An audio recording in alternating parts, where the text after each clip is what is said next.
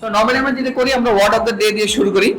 So word of the day ছিল respectful to authority.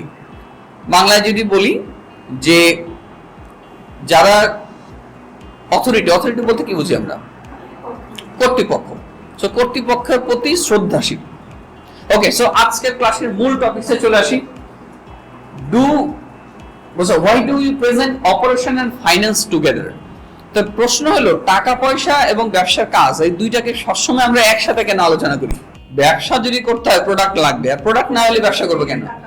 টাকা তো লাগবেই। সো এইটা একটা সবচেয়ে বড় কারণ। সো আমরা বুঝতে পারতেছি আপনি যখনই ব্যবসার কথা বলতেছেন তার মানে আপনি টাকা পয়সার কথা বলতেছেন।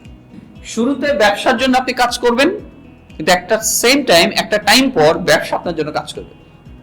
যখন ব্যবসা আপনার জন্য কাজ করবে এই পজিশনে যখন আপনি আসবেন তখন আপনি সাকসেসফুল। এন্টারপ্রেনার হিসেবে আপনাকে সেই ম্যানেজারের গুণটা মানে ম্যানেজ করার গুণটা থাকতে হবে, ভিশনটা থাকতে হবে, ভিশনটা বাস্তবায়নের জন্য লক্ষ্য বাস্তবায়নের জন্য প্রয়োজনীয় নির্দেশনা দিতে হবে। কিন্তু মনে রাখতে হবে আপনি এন্টারপ্রেনার, ও কিন্তু ম্যানেজার।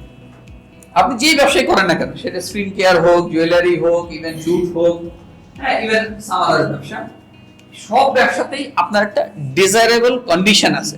ব্যবসা যদি চালাইতে হয় ব্যবসায় কিছু কিছু বিষয়কে সবসময় বিবেচনা আনতে হয়, এবং এইটা কতটুকু থাকলে ভালো কতটুকু থাকলে খারাপ সেটা সবসময় বিবেচনা করতে হয়। এইটা হলো আপনার ইনভেন্টরি চিত্র। যদি আমি পানিটাকে প্রোডাক্ট ধরি আর এটা যদি আপনার ইনভেন্টরি ধরি, বেশি করে পণ্য কিনলে যেমন ওই টাঙ্কি ফেটে যাবে, আবার তাড়াতাড়ি বেড়ে গেল কিন্তু আপনার টাঙ্কি খালি হয়ে যাবে। তাহলে আপনাকে এই ব্যালেন্সটা করতে হবে। আচ্ছা, প্রথম মাসে এখানে বলা হয়েছিল যে হচ্ছে ডিম বিক্রেতা, সে হচ্ছে প্রথম মাসে 5,000 ডিম বিক্রি করবে। সেক্ষেত্রে সে 5,000 ডিম বিক্রি করেছে 5 লাখ টাকায়। দেন হচ্ছে সে ডিমটা কিনছে। সো ব্যবসা শুরু করার জন্য আপনার কিছু জিনিস প্রয়োজন, কিছু ডাটা প্রয়োজন। এক number, you need enough details. আপনাকে পর্যাপ্ত পরিমাণে ডিটেইলস নিতে হবে। কি কি নিতে হবে?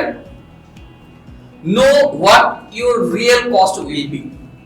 প্রথম যে আপনি জানতে হবে আমার রিয়েল কস্ট কত।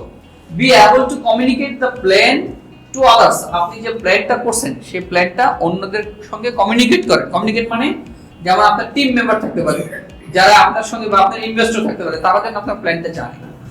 তারপরে যেটা হবে অ্যাকচুয়ালি ইমপ্লিমেন্ট করতে হবে। প্ল্যান যেটা করছি সেটারে ব্যবহার করতে হবে। দেখেন, ব্রিংিং ইট টুগেদার, আমি যদি সব বিষয় অনেক আলোচনা করছি, কিন্তু আজকে সেলস নিয়ে আলোচনা করলাম, কস্ট নিয়ে আলোচনা করলাম, অপারেশন নিয়ে আলোচনা করলাম, এবার সব যদি এক জায়গায় নিয়ে আসি কি হয় দেখেন। তারপরে প্রথম আসে অপারেশনাল ডিটেইলস। প্রথম আমরা যেই তথ্যটা নিচ্ছি, আমি কি কাজ করতেছি, আমার ব্যবসা কি করবে। 2 নাম্বার হলো কস্ট ডাটা, আমার কি ধরনের টাকা লাগতেছে, ফিক্সড কস্ট কোনটা, ঘর ভাড়া কোনটা, কর্মচারী বেতন কোনটা, সেগুলো নিতেছি। ক্যাশ ফ্লো প্রজেকশন, ওই যে সেলস দিয়ে আপনি ক্যাশ ফ্লো প্রজেকশন করতেছেন যে আমি কয় টাকা সেল করতেছি, প্রথম মাসে কতগুলো সেল হবে, দ্বিতীয় মাসে কতটা সেল হবে, টাকা থাকবে কিনা, না 2 লাখ থেকে টাকা কমবে, ক্যাশ ফ্লো প্রজেকশন করতেছেন। এন্ড দেন আপনি বের করতেছেন তাহলে আমার কয় টাকা নিয়ে ব্যবসা করতে